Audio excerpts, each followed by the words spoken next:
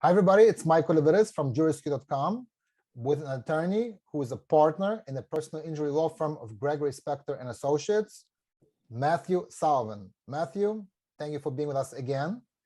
I keep on bringing you back to discuss various topics in construction accidents. Unfortunately, they happen and the injuries could be very serious, very grave. We want to make sure that people are compensated if somebody was responsible, somebody was negligent. So Matthew, what I want to ask you this time is, again, we're going to go back to basics, is what exactly are you asking for when you get injured? What can you get compensated for your time lost from injury? Can you please tell us where the money is and for what?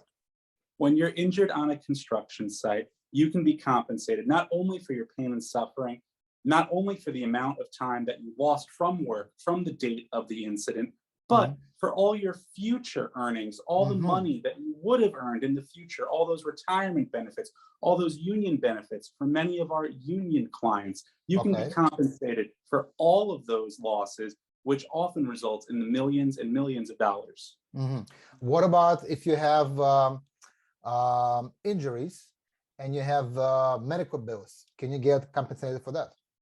You can absolutely not only get compensated for your past medical bills, meaning money that you've come out of pocket or your insurance company has come out of pocket for to pay. You can also be compensated for the medical bills and lifetime of care, that you're expected to need as a result of your life-changing injuries.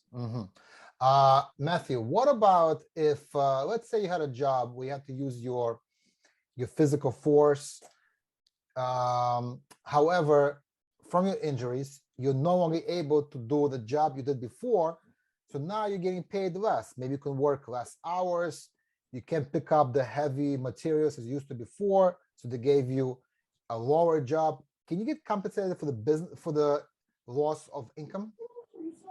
Michael, you can absolutely be compensated for what we would call the diminution of earning capacity, or put it more plainly, the difference in the amount of money you were earning before the accident versus the lower amount of money that you're earning because the job that they are now reassigning you to do doesn't include overtime or doesn't include those benefits or isn't as strenuous and therefore not likely to pay as much. Yeah, see, this is why we urge people, if God forbid they get injured at an accident, a construction accident, speak to an attorney as soon as possible, because you have to analyze all these factors, see what exactly can you get money for, so to make sure there's no money left on the table. We don't want to do that, right? We want to get to the client their full recovery.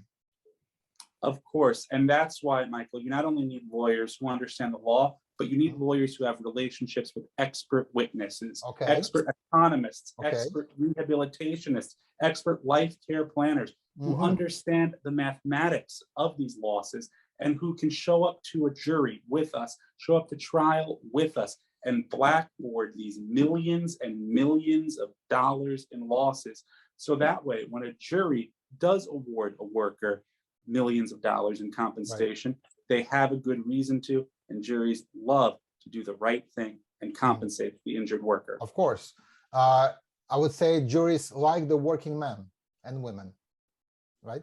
Absolutely, and they like wrapping their head around numbers. One of the most complicated things that we do is convince a jury what a broken shoulder is worth, what a surgically repaired back is worth. And it's difficult for a jury to understand that. What's easy for a jury to understand is if a laborer, a worker, a foreman was earning X before the accident, and now they're earning less than X, a jury is able to get that, and that can end up being a lot of money, especially when you factor in those pension benefits and other union benefits that are often afforded to construction workers. I see.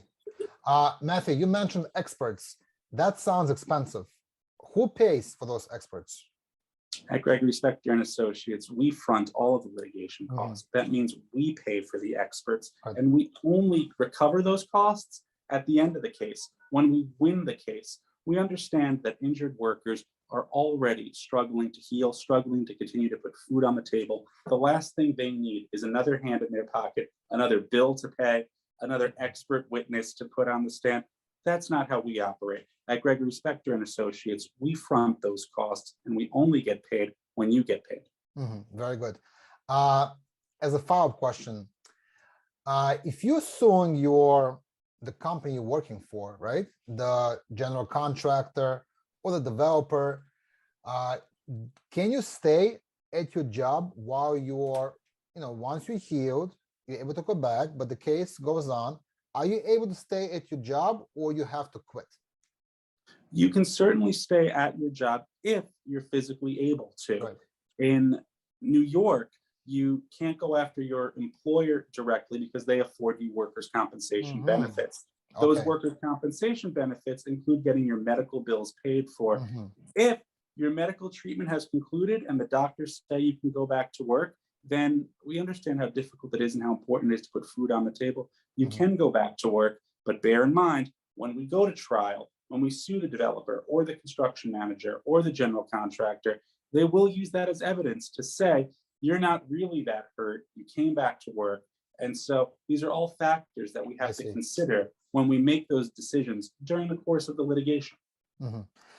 Matthew, but what happens if you want to go back to work, but your manager fires you because you have filed a lawsuit against them or against the developer, against JC? In effect, they retaliate against you. Have you seen such cases, and what happens then? It's an unfortunate reality that these companies choose to retaliate and terminate employees and workers who have been injured just doing their day-to-day job.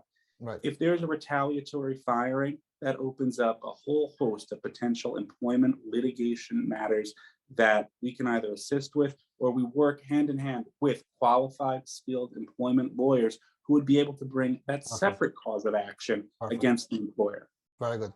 So it sounds like you have to go to an attorney, get a consultation for free, because your firm provides free analysis of the case, free consultation, and then you're gonna know your rights. And it's important to document everything early, and the attorney, like Matthew Sullivan, will tell you what needs to be documented, what evidence you need to have, what evidence your attorney can find for you through different court processes like discovery and so on.